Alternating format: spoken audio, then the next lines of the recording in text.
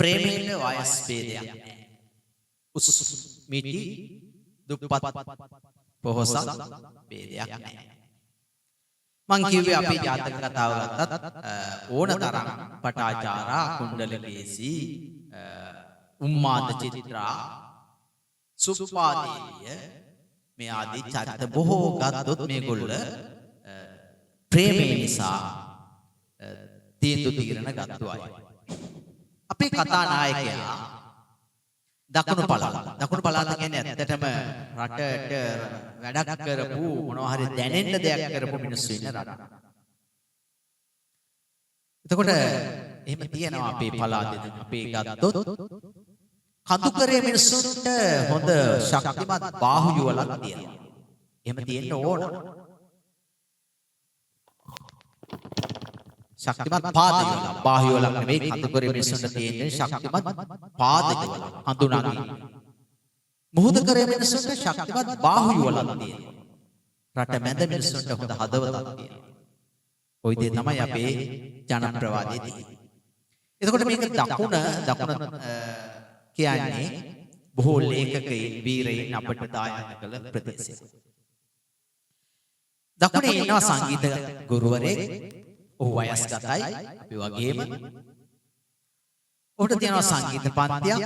ඒ පන්තියට එනවා නොයෙක් වයස් කාණ්ඩවල යෞවනියෝ එනවා.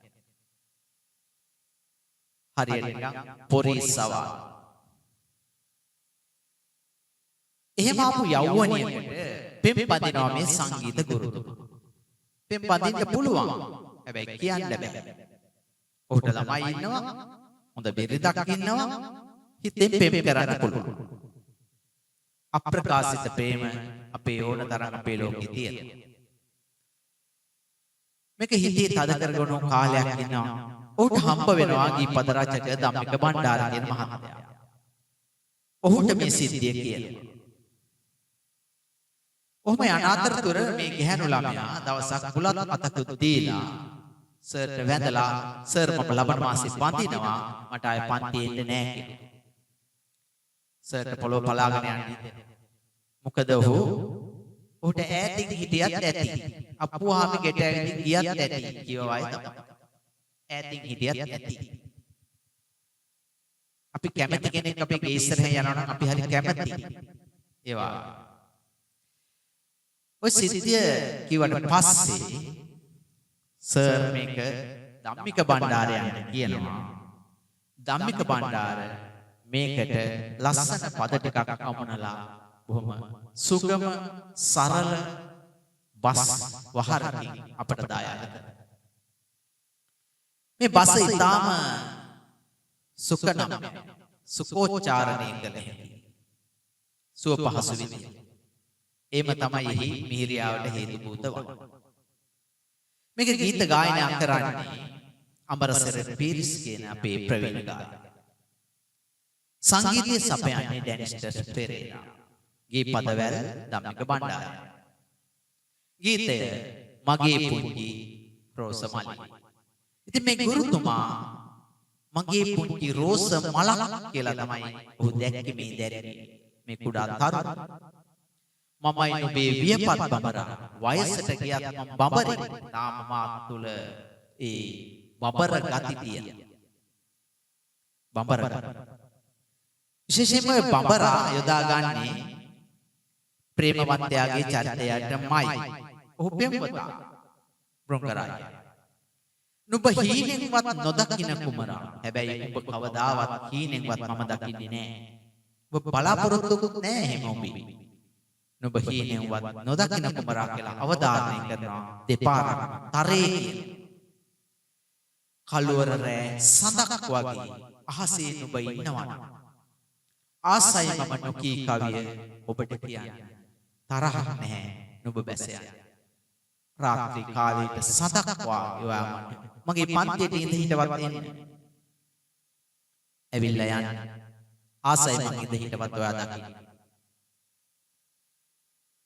ආසයි මම නොකී කවිය ඔබට කියන්න. තරහක් නැහැ නුඹ බැස යන්න. ඔයා ඒක අහගෙන හිටියේ නැතුවට කමක් නැහැ. ඔබ ගියාට කමක් නැහැ. මම ඔයාට ආදරේ. ඊළඟට ඔහු කියනවා මගේ පුංචි නවාතැනි ඇවිදින් සැරිසරනවා. ඔයා මගේ පන්තියට ඉඳලා හිටලා එනවා. ආසයි මං කවුළුපියන් හැරලා තියන්න. ඔයාට ඕන වෙලාවක මගේ පන්තිය විවෘතයි. එහි දොරගුළු ඔබට දොරගුළු දමා නැහැ. තරහක් නැහැ. නෑ. හැබැයි මගේ පුංචි නවාතැනි ඇවිදින් සැරිසරනවා නම් ආසයි මං කවුළුපියන් හැරලා තියන්න. තරහක් නැහැ. නෑවි නෑවිත් හිටියත් මගේ තරහක් නැහැ.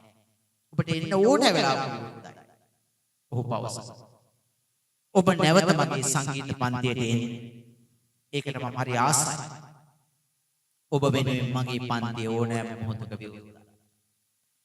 ඒත් ඔබ එන්නේ නැත්නම් ඒත් මගේ තරහක් නැහැ. එනම් මේ වියපත් ප්‍රේමවන්තයා සිය ආදරණීය පෙම්වතියට ගායනා කර ඇති ගීතයයි මීළඟට අපි රස විඳින්නට යන්නේ. ජූඩ් මල්ලි ඔබට අවස්ථාව දෙන්නට පෙර මෙන්න මෙහෙම කියනවා. අපි සමහර තැන්වල නැමෙන්නටත් ඕනේ, නැමෙන්න ඕනේ තැන්වල මෙන්න මෙහෙම ජනකවියක්.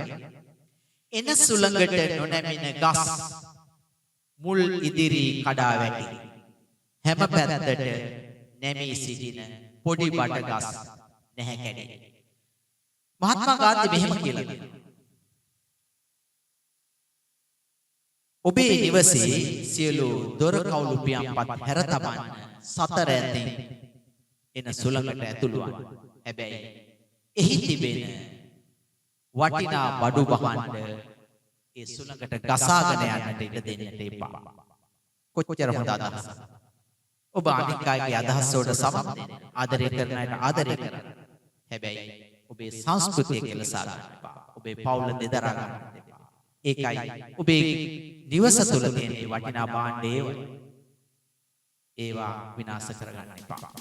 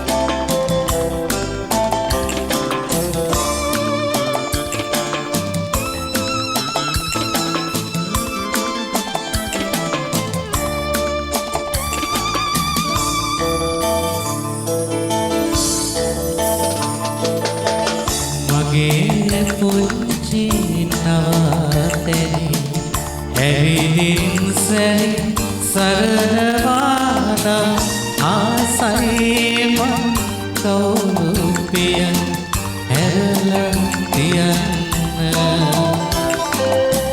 තරහන්නේ නැවිල් ඉන්න